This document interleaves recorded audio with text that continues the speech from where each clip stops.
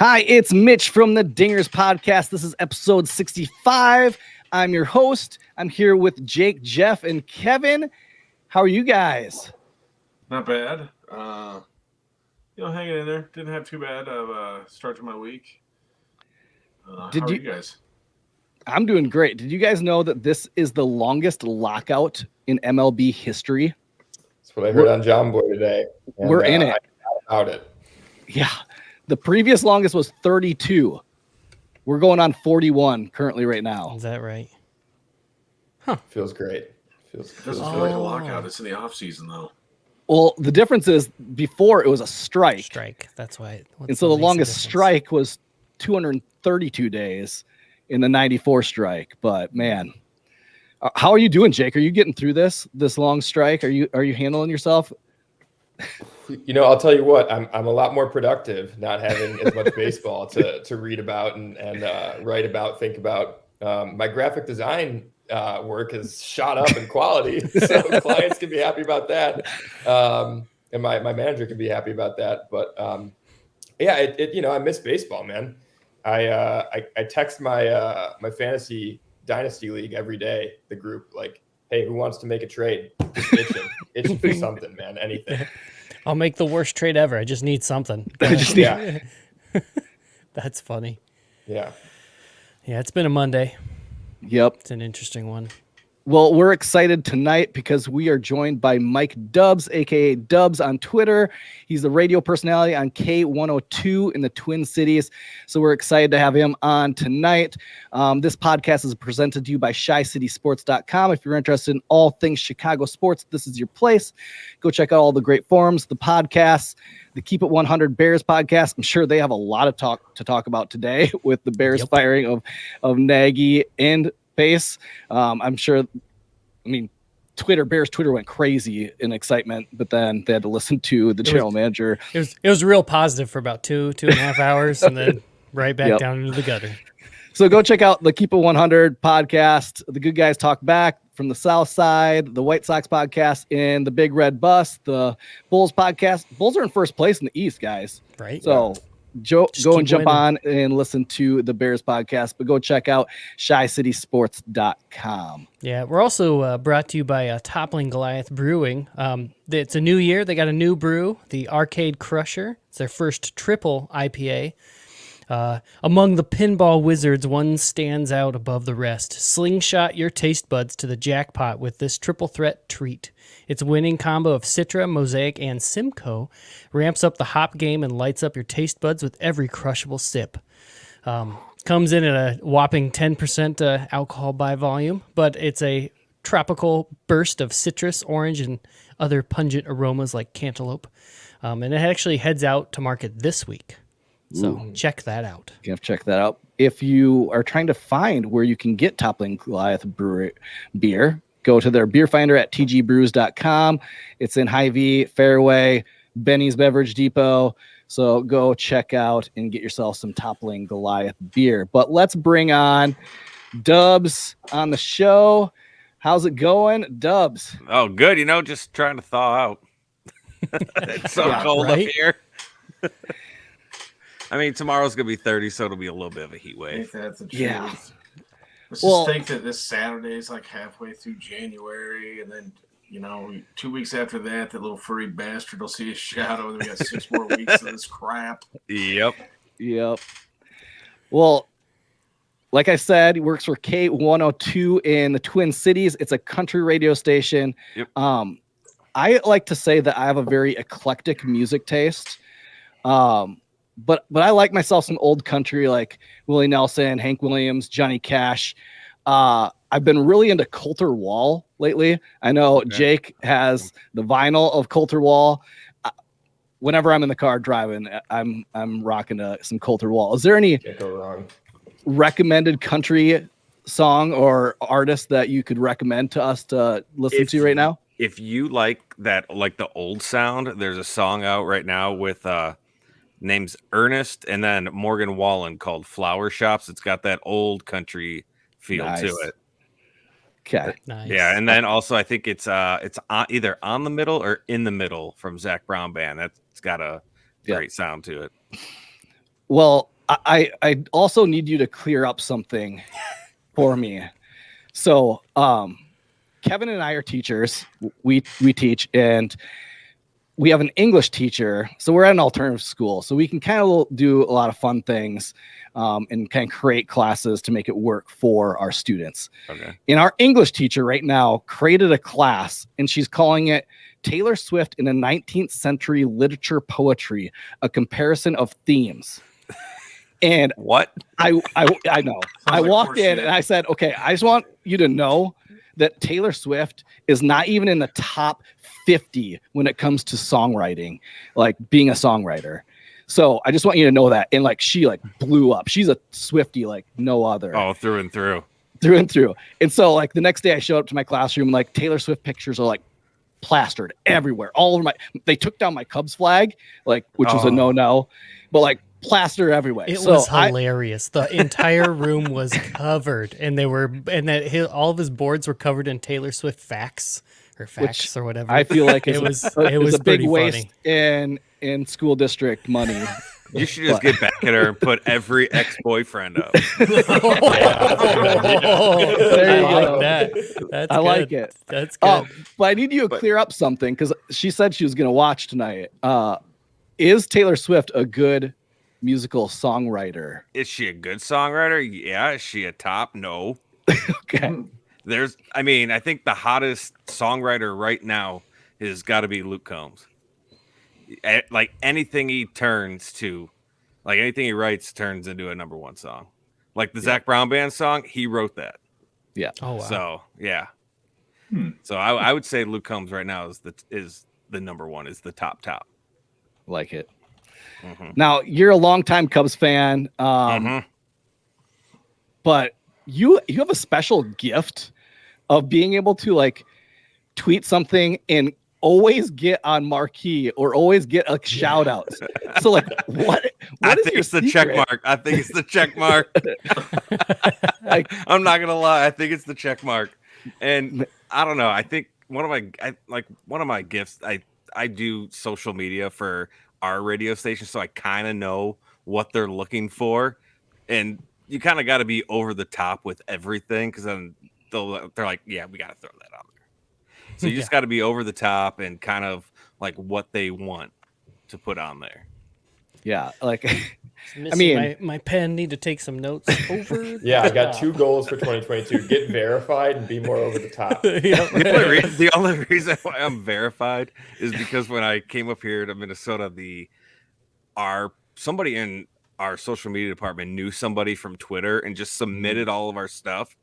And the next 2 weeks after, I woke up and I was like, oh, I have a check mark. I look at my wife and I go, you peasant. I bet that went over well. Yeah. And I slept on the couch for the next month and a half. but I know you're probably missing talking about baseball. So where are we? Where are we in the state of baseball? Like, I feel like we're coming off a year where I feel like baseball kind of gained some steam in popularity. Ratings did pretty well. But now we're in the lockout. Like, where do you think we're at as like fan base and just baseball in general? Where are we at in the state of baseball? I honestly think right now it's everybody against Rob Manfred. That's it. Everybody's just against him. Get him out of here. I mean, 2024 can't come soon enough. Yeah. Right. No. He looks like one of them weasels that would have been on the defense side of the courtroom during the Nuremberg trials. I have never really liked him. I just think he's a creep. Yeah. Well, when you look back at like his failures, like you have the Astros scandal of them not really getting punished. You have them implementing things this year when it comes to sticky stuff enforcement in the middle of the year. You have the COVID mess of 2020. You have using 2 different balls this year. You have them eliminating 43 minor league baseball teams. Like, what has he done? Can you name one thing that he's done that's been like a positive? No. No. The only thing I could come up with was he started the 1-game wild card. Like, that has been kind of fun, but I don't know. I would say I don't want playoff expansion personally until the league gets expanded by at least a couple more teams. So I don't want it to be like the NBA playoffs too long, Yeah. too many teams in it, and that's where MLB would be trending if his season plans is too long. Oh yeah. Well, I mean, people say the same thing about the baseball season too, right? So, I mean, to me, or were you talking about the baseball season, Jeff, or the NBA season? The NBA season. Yeah, It's way yeah, too long. it gets extended forever. So, I think, but at the same time too, like people watch the playoffs of whatever sports are on. So, if he does get the playoff expansion, I do think that down the line that will be something that will be a positive mark on his resume. But other than that, I mean, yeah, the 1-game playoff for the wild card is great. I had one other thing. Come back to me. Yeah, I was digging. I was like, the 3-batter reliever minimum rule, that's something that he implemented. I mean, he called the trophy a piece of metal in an interview. Sure did. It's like, and now firing Ken Rosenthal, you're like, man, dude, you can't do anything right. He's about to ban us for talking about him. I think if and when the universal DH gets instituted, I think he'll get credit for that, even though he probably doesn't deserve the credit for that. Yeah. It's something that's been wrestled with for, I mean, probably since it was instituted in the AL. But I think that's going to make the sport more fun. There are a lot of things that he could be doing, and we've talked about him on the podcast, but it's not happening. Right. Yeah.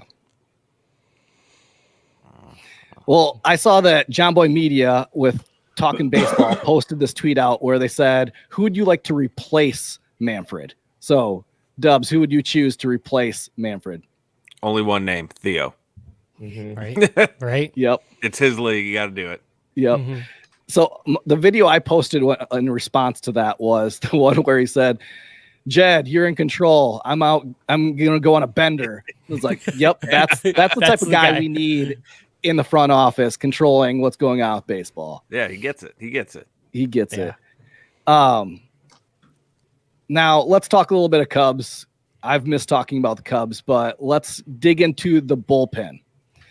Do you think the Cubs have enough bulls in the bullpen, or do you think they need to go to market and find a veteran guy out there that they can kind of plug in, kind of like what they've been doing the last 6 or so years, where they keep on finding these guys and they keep on working out for the Cubs? Do you think they should go after, or do you think they should kind of look at what they got? Because they do have some nice young arms in the bullpen.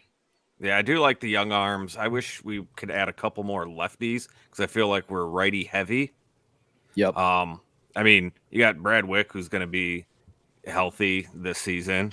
And then you got Braylon Marquez, the pitching weapon, as is being called. I mean, I was looking through and I'm like, Brad Hand hasn't signed anywhere, right? No, he's still okay. still I was thinking right maybe him, but I would like to see Keegan Thompson go back into the bullpen. I think he was way better coming out. Or the arm barn, as I'm going to be calling it. The arm barn. Yeah, that's what I was like. We are going to not call it that this year. I mean, you're talking about lefties. Andrew Chafin is still out there. I would love for them to go back and get the sheriff back, put him in pinstripes. I'm gonna need. We're gonna have to tweet Marcus Stroman to be like, "Hey, Andrew, we need you back. We need the sheriff back in town." Yeah, right. I think he loved his time in Chicago. I think he would welcome coming back. Now will they spend the money to be able to go and get him? When I look at the roster, I feel like there's three bullpen guys that are like for sure in, with Rowan Wick, Brad Wick, and Cody Hauer. The other ones on the bubble, you got Rex Brothers, you got Manrod, F. Ross, Jason Adams. Do you see any of those guys making the jump that they need, that we need as Cubs fans, to be able to solidify the bullpen down? I honestly hope that Manny does, because I mean he's been putting out on Instagram and Twitter and all that of him working out. I'm like, man, this dude's getting swole. I mean, last year, I think I said it, if he gets his command down, the way he throws hard, he could be lethal. Yep. I love that. And then you have guys like that I would put like as minor league guys. You have like Ben Leeper, Ethan Roberts, Brennan Little, Dakota Meckes, which we Cubs fans listen to the compound. We hear Dakota. We would love for him to get a shot just to see what he has. I mean, he's a big dude, throws hard. I don't know if that's ever gonna come, but we would love to see that happen. Do you think Tommy Nance comes back from the sticky stuff kind of enforcement? I mean, wasn't he pretty nasty? And then they started kind of paying attention to that, and his spin rate dropped. Now we're not accusing anybody. I'm not accusing anybody, but I'm just, you noticed he was in the bullpen, and then he was back down in Iowa for a long time after that. But I have to double check. I think that his numbers bounced back in Iowa though after he got sent back down. They weren't checking. What'd you say? They weren't checking. Fair enough. I do think it's worth saying though that across the league, and I've got a buddy who works at a drive line. I don't know if I'm allowed to share like specific information, but he works at a drive line type company. And I asked him about the sticky stuff, and he said, it's a really interesting narrative. I asked him, I was like, did you ever use it? And he said, no, I didn't. I tried throwing with it once, and it's a completely different way to throw a baseball. And he said that's why his theory, I talked to him in October, and he said his theory was, we talk about the Tyler Glasnow injury, and he claims that it was because of, the sticky substance ban changing the way that he throws. And my buddy said that there's definitely some weight to that. He said, if you've been throwing with some kind of tack, whether it's, spider tack or just even the rosin and sunscreen, he said, you have to completely retrain yourself to throw a baseball. And when you're throwing at the top level in the world, and you've been doing that your entire career, maybe all the way back to high school, it's a curve to get back there. So you see that once the sticky substance ban was enforced, there was kind of a curve where the pitchers, started to get hit, but it seemed to level itself back out. So I have faith that Tommy Nance, I mean, he's made it this far, right? Right. So yeah. I have faith that he can figure something out.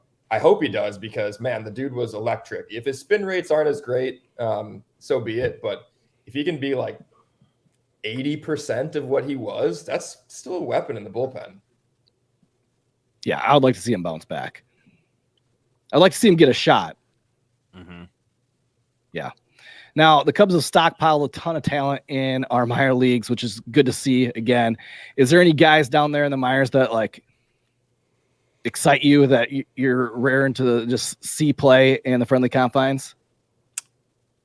Position-wise, or just anybody? Anybody. Come on now.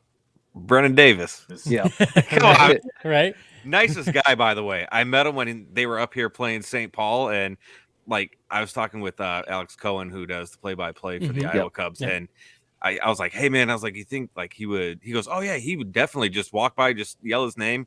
And so I was like, Brennan, can I just get a quick photo? And he just walked over, and he's like, yeah, and he's like, how's it going? And we chatted up for like 5 minits, and then he went to go warm up. Yeah, we've had him on the pod. He's great. Like he's great to talk to. He's a very intelligent and very good with words, and I mean, he makes you feel like you've known him for a long time. So he's great. Okay. Yeah. Which is, I mean, you love to see that in a young dude that like, yeah. I mean, he has the world ahead of him that he could do some big things. And so it was really good to see. Any other guys in the minor league system that you're like, man, I want to see this guy?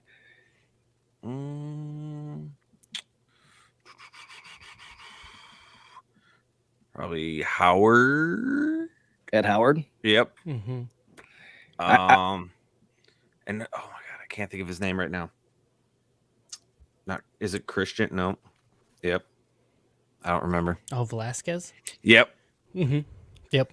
Him too. Nelson Velasquez. Oh, yep. Yeah, Nelson. There you go. Mm-hmm. Yep. Yeah, with what he did in the Arizona Fall League was just nuts. And so, yeah, I would love to see. I mean, we're probably going to be able to see him. I think we got told that he's probably going to end up with the Iowa Cubs now that he's on the 60-man roster. So we live pretty close to Des Moines. We're excited to watch Brennan Davis and watch Nelson Velasquez being hitting tanks in Iowa here. Yeah, Make you're sure you get probably- some house insurance for those baseballs. Yeah, They'll be right. flying. yeah, don't park in that parking lot behind Yeah. the outfield. Yeah. So switch gears a little bit. The Hall of Fame ballot just came out, and you can see that Sammy Sosa is still on the ballot. Do you ever see him getting the votes to get into the Hall of Fame? I don't. You don't? Because I just see when his bat broken, they're like, oh yeah, he definitely was a cheater. And you got guys like A-Rod that are on there, and it's like I don't know if people have voted for him, but I'm like, are you kidding me? Mhm. I mean, even what Sammy Sosa did, steroids doesn't help him hit like a curveball, fastball. That takes skill to hit it. Steroids can only do so much. So I honestly think he should get the votes, but That's what there'll be no, people that'll say that no, he doesn't deserve them. That's what I think it was. Mitch, who were we listening to? We were listening to somebody, and they broke it down like if you talked about the history of baseball, the Hall of Fame should be the people that you end up talking about, and you can't talk about that era of baseball without saying Sammy Sosa's name and without talking about the home run derby, everything that was going on there. And it's like, yeah, they cheated. It was also an era where most everybody was probably doing a little something. Yeah. And both sides of the ball. I mean, you got some giant pitchers on the mound who are jacked up. Roger Clemens. Yep, you got them out there. That's something I always hear that talk, and some people are saying A-Rod's a first ballot automatic in, and that his being on TV lately has really helped him, like kind of reimagine his image. Do you think there's A-Rod? anything, or not A-Rod? Am I right?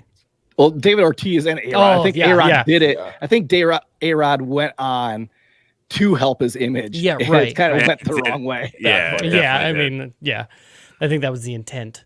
Do you think there's any way anything Sammy could do? I don't know. I mean, I don't think he should have to apologize ever. No. Yeah. Right. I agree. Not one bit. I don't know. I think it's just you have to say, hey, that was the era. You know what? We should apologize to you. Sorry, Sammy, that it took us this long. And you know what? Everybody was doing it. You just happened to get caught one game, and that was it. Yeah. Yeah, that was Canseco threw a bunch of people under the bus. Yeah. So right. he wasn't going down alone. I always love the justification of can you tell the history of baseball without this player? Mhm. And I think it was John Boy. I think this week they did last week they did That could their be. All-Star Yep. or their Hall of Fame ballot. Mhm. And Jimmy made a point. He said, I think I don't want to misattribute, because I'm sure they're watching us after Mitch got retweeted by. Yeah, right. right. But I'm pretty sure it was Jimmy who said you can tell that story of the summer of '98 by just using Mark McGwire. And I said, but you have to remember that Sammy Sosa hit the single month record or set the single month record in June for most home runs. It was like 20 home runs in 1 month, which is nuts. And you can't really tell the story with just Mark McGwire, right? Because there has to be a competition there. Right. You have to talk about the entire summer. That's the reason why that documentary wasn't a total flop. If it was just McGwire, it would have been really boring. I thought it could have been done better as it stands, but yeah, I think, and I thought the cool thing that they kind of left out of the narrative, and I don't remember because I was only 5 when it was happening, but Ken Griffey Jr. was involved in that race too. I was just like, geez. Sorry, guys. Yeah, I'm I'm the young one here. No, you're good. That summer was how I learned to read a box score, because I would check the newspaper. My dad would leave the sports section out for me to check and see who's in the lead, and I'd read the box score to see who hit a home run the night before. And that's the exact anecdote. Like, I'm sure you're not the only person that was doing that, Like, I just think graduated about high the school, and I was chugging as much beer as I possibly could. well, I was. Hey, Jeff, don't get me. I was still chugging beer. You know, years old, I probably shouldn't have been, but I might be a little bit smarter now. But no, yeah, I that's the thing, Kevin. Is I think that it made fans of casual fans. It made hardcore fans of casual fans. It obviously catapulted the Cubs fandom to another level. And then, you know, it was only, I mean, that year, 98, the Cubs made the playoffs. Weren't they a wild card team? Yep. Yeah. Yep. And then, of course, you go into the early 2000s and get to 2003, and the Cubs are, you know, a franchise to be reckoned with again. So Sosa maybe single-handedly put a franchise back on the map, just with the show that he put on. Yeah. So now I'm going to put you on the spot, Dubs. You get 10 picks. 10. 10. That's the rules. You get 10 votes. Who are you voting for into the Hall? Give me Sammy. Give me Big Poppy. I like Lincecum. Ooh. Just because I don't know why, but it seemed like every postseason he was just there, and it's just like you can't get past this guy. Yeah, the Giants don't do what they did without him. Right. 100%. Wow. I'm having trouble. I'm trying to think of guys that I'm like, do they? I like Joe Nathan as a closer. Okay. Morneau. Halfway there. Papelbon. Interesting. Yeah, I'm gonna keep Papelbon, and then I'm gonna do. I like that you got your Twins guys in there because you're from Minnesota. But I'm originally from Chicago, so I think say Torrey Hunter. Just say Torrey Hunter. Yeah, just say right.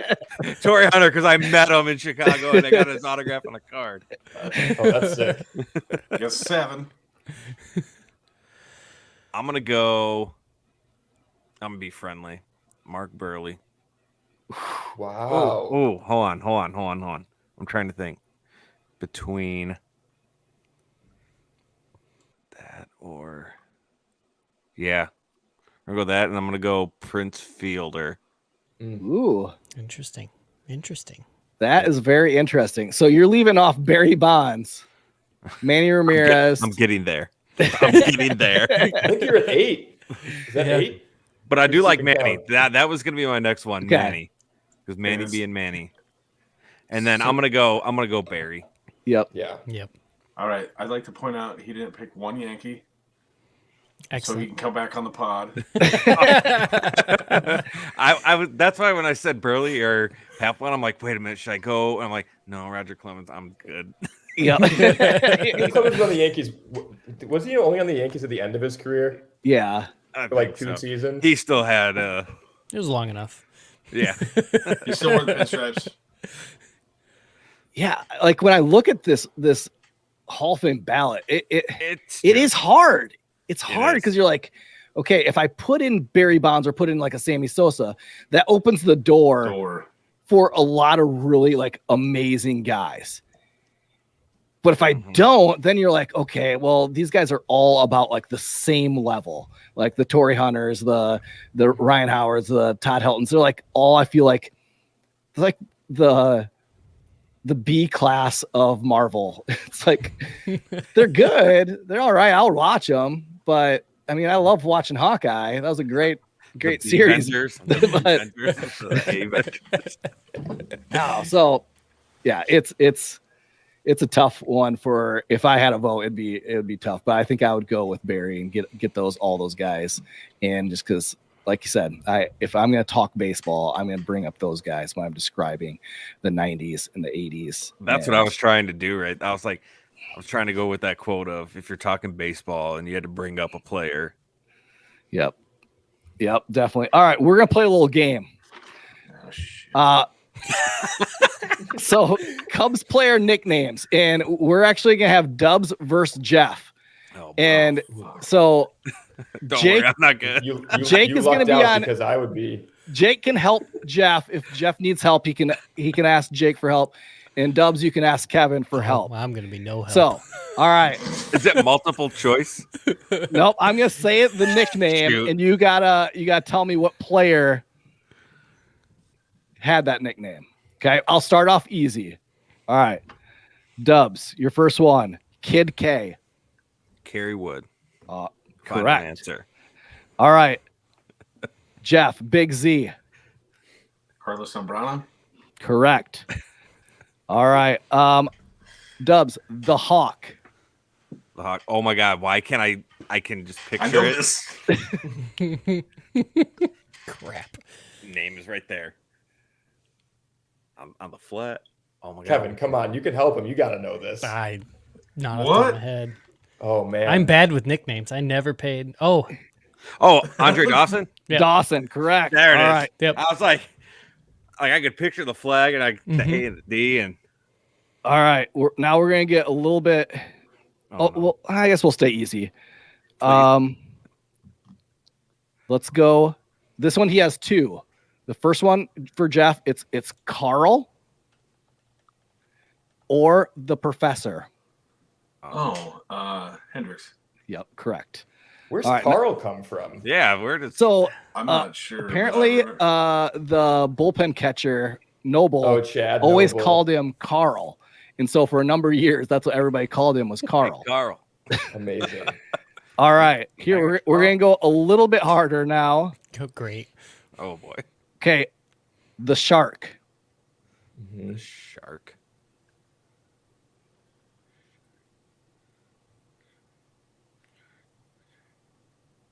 I'm predisposed to getting this one. There's a Jeff, reason I do you got know it. what the Shark? Nope. No. Jake, what is it? Samardzija. Jeff Samardzija. Oh, Shark. yeah, I remember. Gosh, I didn't even hear him saying the unfortunately, name. For better or worse, I grew up a Notre Dame football fan. So that's yeah.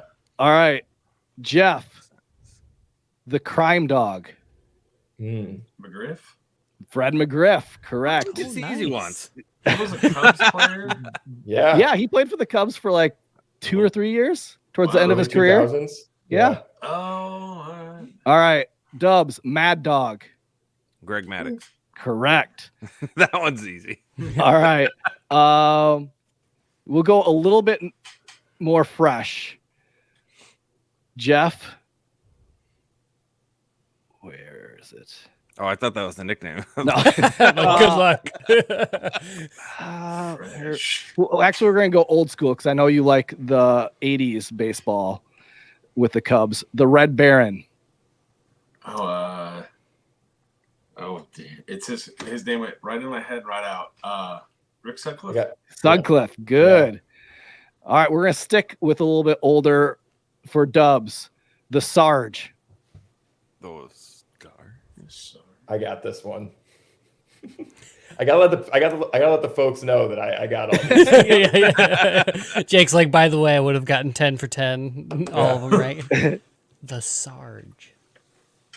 All right, Jake, what is I it? don't know. That is Gary Matthews. Gary Matthews, senior, not Mhm. junior. Oh, They okay. both played for the Cubs. All right, we'll give you another chance. The Bull. Oh, Is that This is 80s Cubs baseball. Oh shit. Can you give me a hint? He played first base. He had glasses.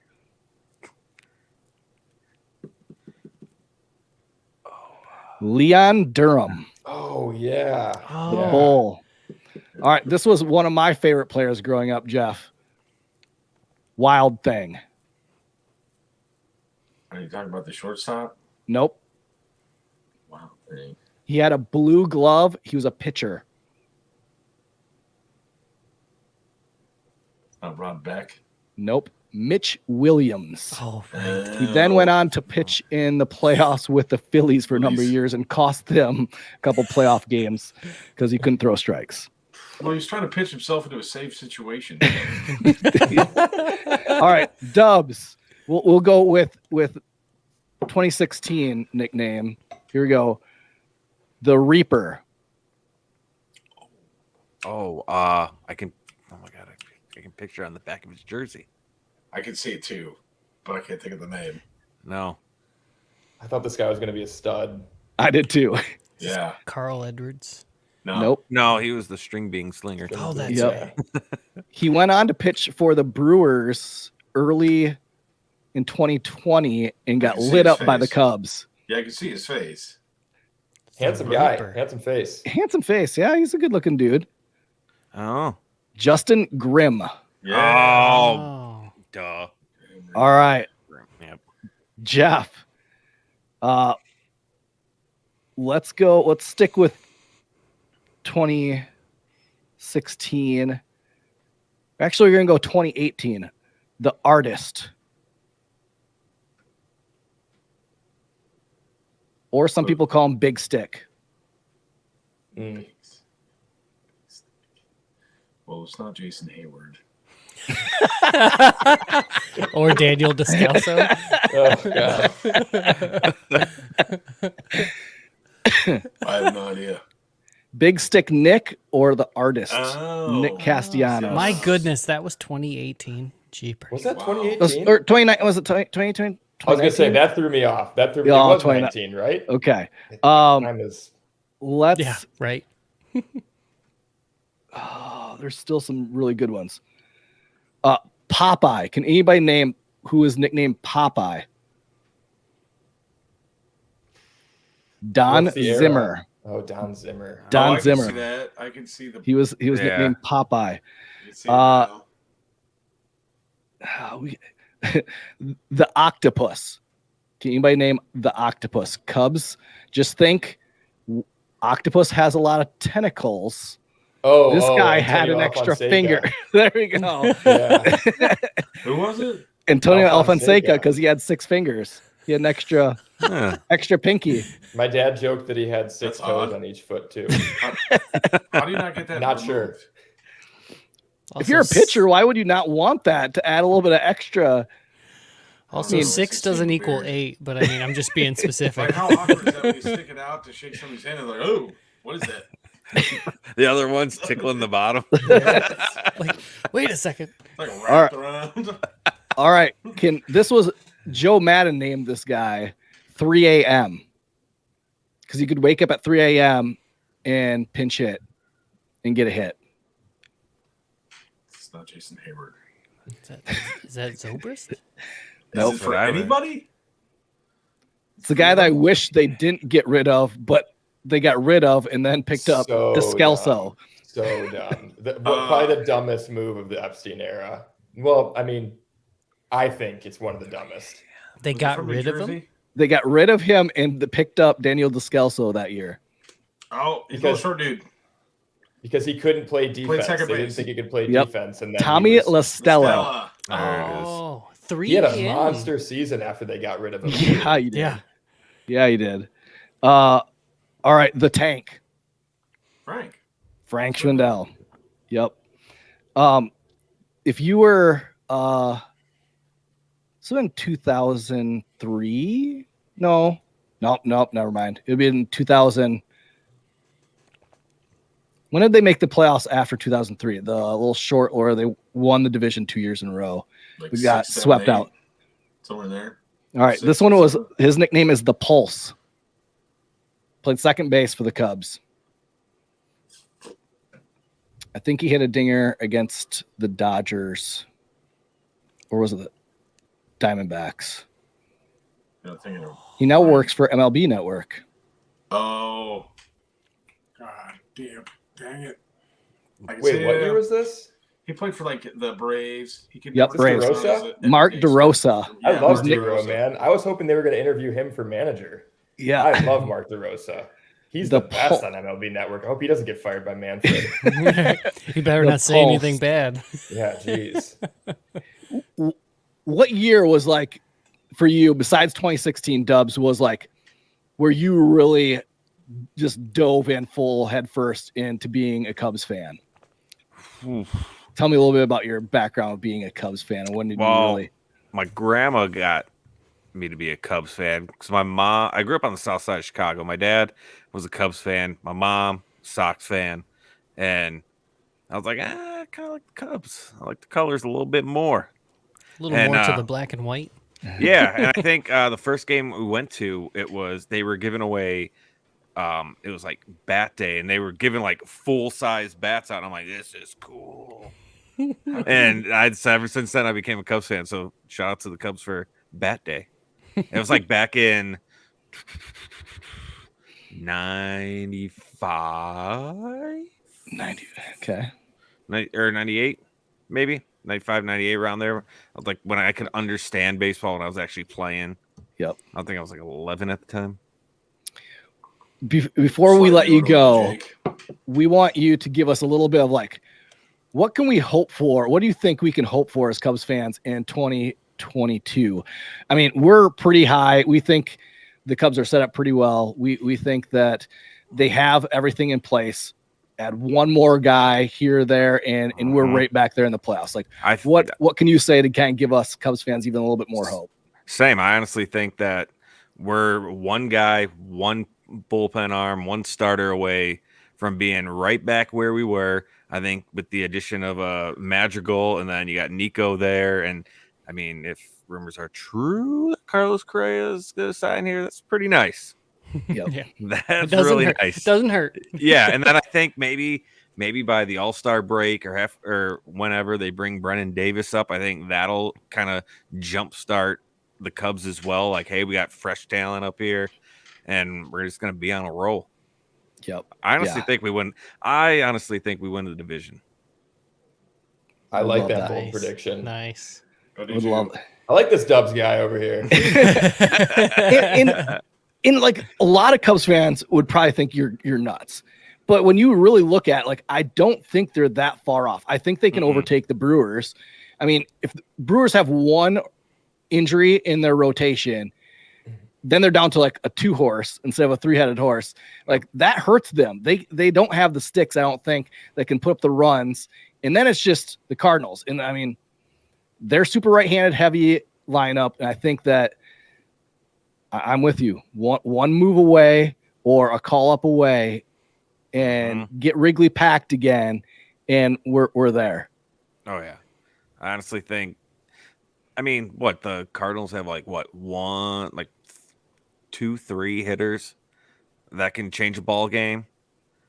But I honestly think with like some of the additions, you get maybe like another lefty arm in the bullpen. You have, I think now that Justin Steele's got almost like half a year underneath his belt as a starter, put him as a full year, I think he'll do really well.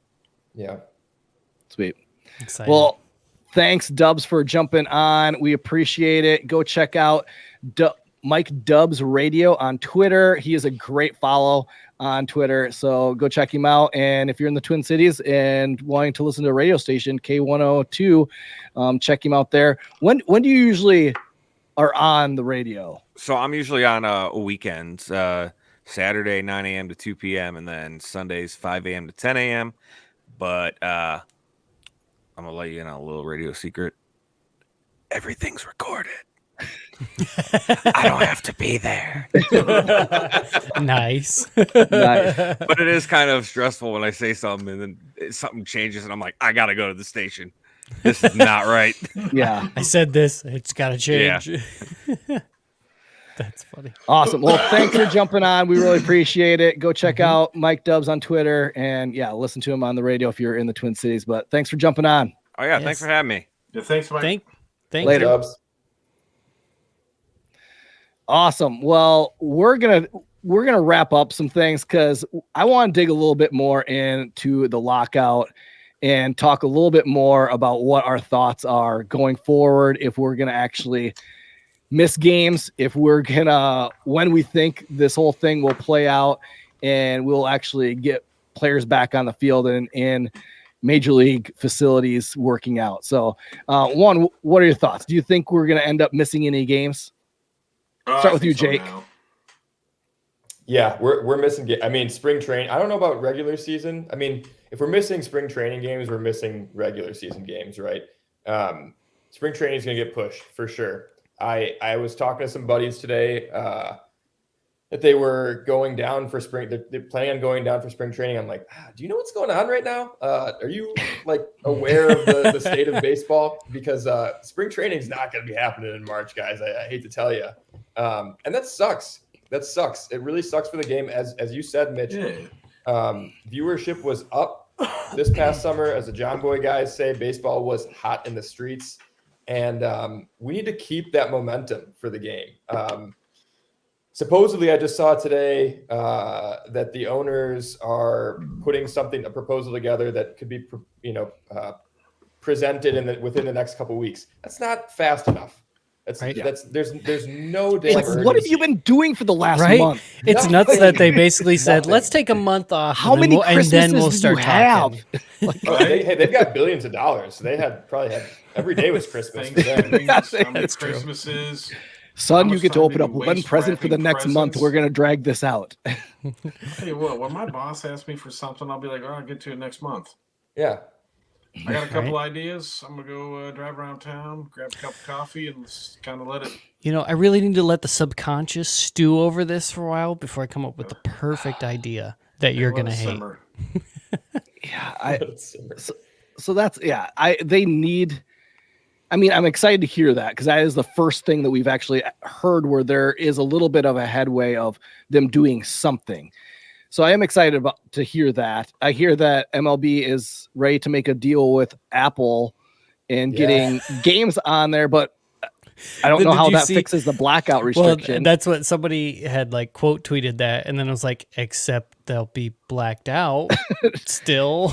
But good on the MLB for wanting to still try to figure out how to make more money in a lockout situation. Right. Yeah. I saw that, and somebody had posted a response, and it was like, okay, are you removing blackout restrictions? Because if not, it's just the MLB app through Apple, and then there's no real difference. Yikes. I wonder if that means there'll be, I haven't read anything about it, do you think that means there'll be different broadcasters through Apple? Because that could be interesting to see if they bring on their own team. But otherwise, that's the only thing that would make it any different, right? I can't. Well, wouldn't it be great if they hired Joe Buck away from Fox? Yes, right there. I was just going to make the same statement, okay, Apple, hire Joe Buck, and then I'm never downloading your app. Yeah. Make it pretty easy. Yeah. I don't have to listen to him. Yes. Yeah, I mean, I'm with you, Jake. I think we're going to miss games. And the funny thing is, so I was talking to two guys just yesterday, and they're not baseball fans, but I walked in, sat down, and right away they're like, hey, what's going on with baseball? What is this? And usually when you talk to people, I feel like every guy off the street kind of views it as, it's these players just wanting more money. Yeah. And these guys were like, the more I read and I look into it, I think the players are trying to do the right thing here. I was like, exactly. The players are trying to reallocate the money and spread it out. And owners are just money hungry and don't want to work with anybody and all about the bottom dollar of trying to make the most for themselves and their organization. And I was like, and interestingly enough, I wonder if obviously over this past year, thanks to the pandemic, we've seen a lot of pushes for unionizing throughout the country, whether you agree with it or not. If I could be a part of a union as a graphic designer, I would sign up for that just for what it's worth. So the fact that that's been in the narrative, whether people are consciously consuming those news pieces, it's out there, it's being talked about. So when you see that the MLB Players Association is a union and they're going to battle for the employees, for the most part, it's millionaires versus billionaires, so it's a very different scale than what you see with a teachers union or a plumbing union, whatever it may be. But it's still something that it's been framed differently this year in the public eye. So you wonder if that's kind of changed the perception a little bit. But I also think it's interesting. I wonder how many people, casual baseball fans, who get really into football or get really into basketball in the off season. I wonder if they really know what's going on right now, or if it's not even really on their radar yet, because that's the one thing, like they have now pitchers and catchers are supposed to report usually like the week of Valentine's Day. Yeah. So we've got a month, a little over a month to figure it out before the casual fans start to realize, oh, shit's hitting the fan. Do I care about this enough to really put up with it? No, I'm out. I'm hopping off. It's childish what's happening right now. Yeah. I do think that once the owners start losing money and the players start losing some money and actually miss the game, start like, okay, we should be doing this. Baseball players are very routine oriented. Yeah. And almost like they have like their season. They know when they're supposed to ramp it up. Their body's telling them, yeah, I should be throwing a baseball right now. Like those are going to start playing in, and then we'll see something happening. But right now it's like they're holding us fans as hostage of like just keeping us in the dark and not knowing anything that's going on. I have liked that they haven't actually, I'll say it like this. So in 2020, when they kept on fighting back and forth of trying to get the season started, I felt like they used the fans, the owners and players would put out different statements every week, kind of using the fans to like push the other one a certain way. And I like that at least this time they haven't really put out any statements. Hopefully that means that they're talking behind the scenes. Yeah. Because I don't want to feel like I'm being used as just like, hey, these guys are bad. No, these guys are bad. It's like, just you two talk. Don't use me as a middleman to try to push your agendas. Just sit down at the table, have an adult conversation, figure this out for the betterment of the game and for the betterment of everybody, the players. Like, let's go. I mean, for that reason, I'm curious just to listen to the compound tomorrow. Right. I wonder if there'll be any update from those guys. Yep. I have a question for you, each of you. When all is said and done and a new CBA is reached eventually, what are some things that are like on your checklist that you guys want to see brought into the game? I'll let you guys go first. Universal DH. For sure. Yep. Yeah. I was anti-DH. Right? And then we saw that 2020 season and it was like, ooh. This isn't so bad. Wow, it's really nice when the pitcher spot comes up and it's not auto out. Yeah. Like, this is baseball too. Yeah, Jeff, what do you got? This is for me the DH because I don't know if there's anything else. Like people are like, well, baseball, the game just takes forever. It's like 4 hours. Yeah, that's like 25 minutes longer than a football game. Pretty much. I think they did a lot when you bring in a reliever, he's got to at least face 3 batters. That sped things up. There's not so many pitching changes towards the end of a ball game, but I mean, even the pitch clock is talked about. Like that could be a thing that they add in. Yeah, right. I want to see the pitch clock. I mean, if people don't like that minimum 3 batter rule, they could get rid of that and bring in the pitch clock. I'd love to hear somebody holler at a pitcher to throw the ball. Throw the damn ball. Repeatedly. Throw the ball. For 4 hours. Yep. But, no, but I've always just really loved the game of baseball, no matter how slow or fast it went. I just want to, be able to watch it on time. Yeah. For me, I mean, those little things. I feel like all those things, they're gonna happen. Like I feel like the DH is something that's gonna happen. I feel like pitch clock, most of those little things, I feel like the majority on both sides kind of agree upon. I feel like the big things is the reallocation of money and not letting the owners have so much control over the player's destiny for so long after being drafted, where they can play around and call them up and send them down and manipulate the contract to get an extra year of control for service time. And it's like you could get drafted at 19 and be stuck with the same team until you're like 36 and you have no choice like to even enter free agency depending on how the contract is written and how the rookie contract they decide upon. So it's just those things. I feel like they need to do a better job of helping out the minor league guys. Like I really do. Like I feel bad for a lot of them that are living paycheck to paycheck or having to be like Uber drivers during the day before the games, and then right, and then be screwed around with when they get called up and sent back down and held out or not called up until a certain time. And so if you think about this with these NIL deals that some college football players are signing, they probably make more money than minor league baseball players. Oh, definitely. Right. I mean, I think the guy that signed with Texas A&M that signed a deal through like the LLC that the college set up is getting paid $1 million.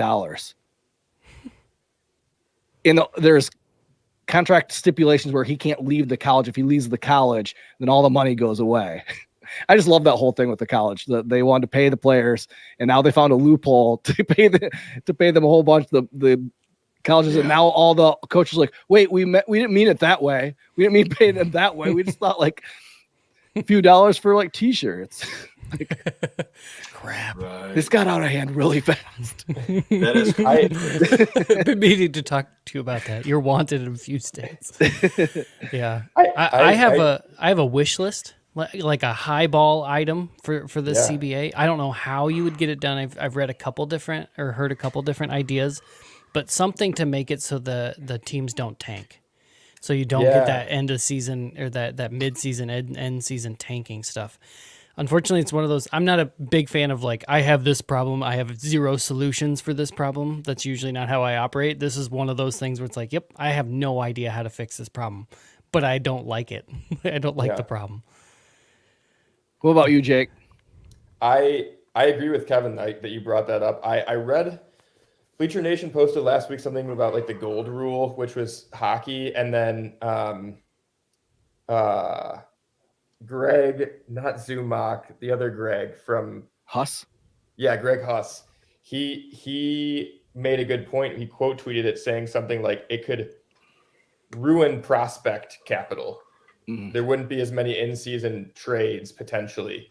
And that enough for me was like, he's got a good point. But I agree with you, Mitch. I think I think they've got to relinquish a year of player control. I don't know if it's a year, I don't know if it's 2 years, but there's a problem. Like the players want to get paid. Okay. Understandably, they've got a finite career, but now we're seeing these massive contracts being doled out to guys in their late 20s or early 30s, and they're not aging well. And you've got all this, Albert Pujols obviously is a big one. Miguel Cabrera is another one, and of course with the Cubs we talk about Jason Hayward every other minute. But he's my favorite player. Oh, interesting choice, Jeff. I would never have guessed. Hey, he does a lot for the city of Chicago, and listen. As much flack as he gets, he deserves credit for all of that. Yep. I mean, he seems like a great human being, but always making sure I want to see. Gets a play. What'd you say? So it's always making sure the second baseman's getting a play. Yeah, man, you got to make sure they're seeing action over there. It gets boring at the Keystone. But I like more movement is good for baseball.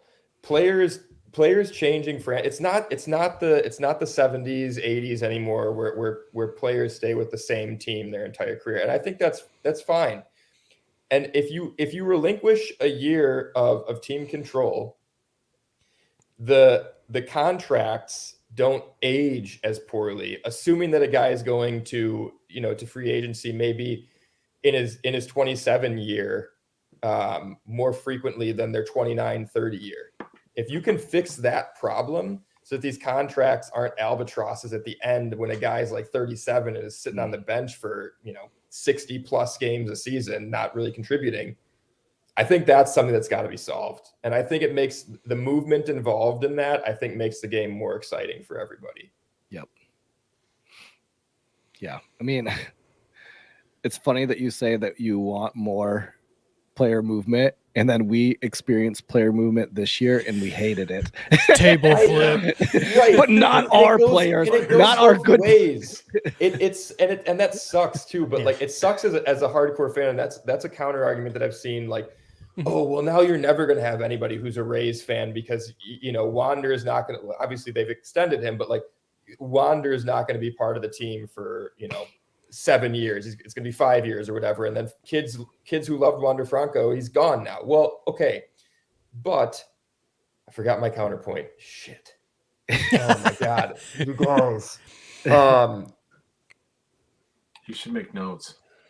Well, my I thing had is this shows that we hit the hour mark. And my thing is, I think that you're going to then see more of those type of contracts with like Wander Franco, where you're going to see them sign them earlier on. Yeah. So if they have like a really good rookie year and you want them to be there for the next 10 years, you need to sign them early because they're going to be gone a lot earlier than you want. So like, if you see potential and see that this guy's going to age well, his body is well, like his position, it's going to play, all those things are going to play factors in.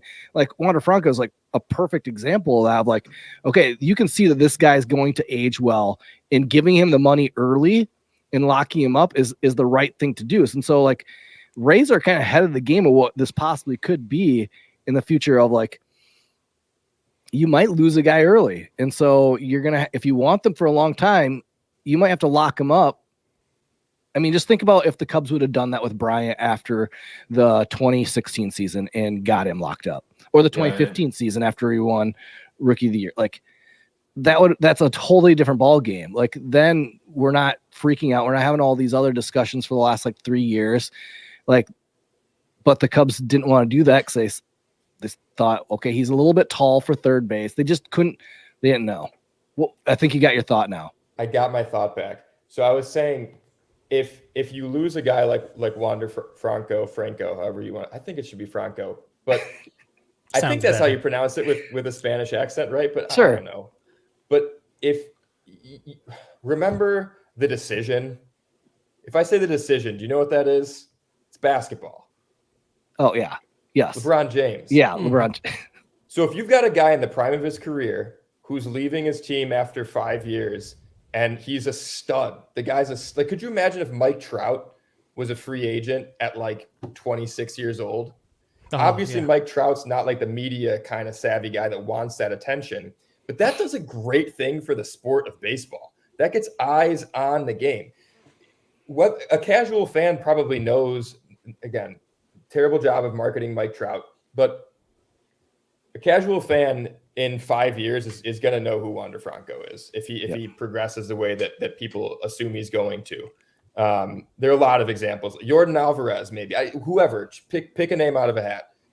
If they're done with their team in 5 years, it's like college decision day, right? Where the top prospect in the nation has the 6 hats laid out in front of him, and it's whether they make it televised or not. That's something that brings eyes to the sport, and that could bring excitement. And people like. Maybe you're a casual Orioles fan and they haven't really made a splash, but then Wander Franco hits the market at 26 years old and the Orioles are like, we're getting him.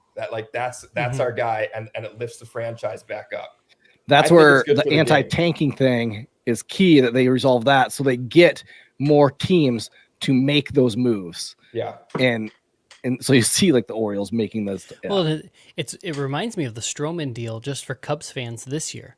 You make one deal and suddenly your fan base is like, oh, we're doing stuff. Like let's go do stuff. And so if you have those bigger players, I'm in your boat. I also like a deadline. I like I mean, we saw so much flurry right at the end before the lockout. It was like, that was kind of cool. That made for a couple cool days. I wouldn't mind seeing that like every season. Yeah, it's a made up thing that like whoop-de-doo, we're saying January 1st or whatever. Do you think we can trick the owners and the players, us fans, in making a deadline that they have to like figure something out by, or at least like notify us like, hey, we're giving you till February 1st.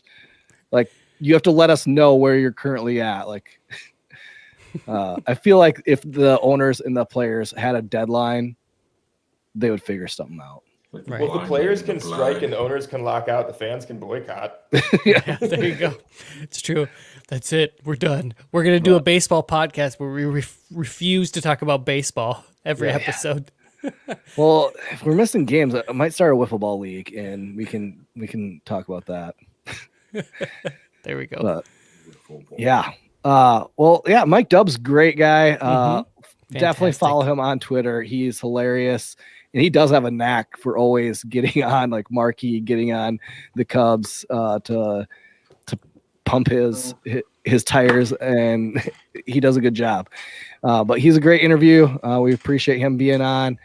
Man, hopefully the next time we talk, we have some a little bit more news. Maybe we can turn into a labor negotiating podcast where we just talk contracts and all that stuff. But I'm not smart enough, I don't think, to be able to dig that deep into that. So hopefully we get something decided and we can actually just talk about baseball, athletic things. So That'd be nice. Yeah. All right, well, that Baseball does- guys doing the baseball things. Yep. All right. Well, that does it for episode 65 of the Dingers podcast. Thanks for joining us. Go check us out on Twitter at Dinger Cubs and go subscribe on YouTube at Shy City Sports. Go check out all of our podcasts are up there. The video podcasts, the Bears Keep It 100, us Bulls podcasts. You can watch all the live or all the videos and check us out live every Monday night on YouTube. So thanks for joining us. Get your toppling Goliath. Good night. Hey,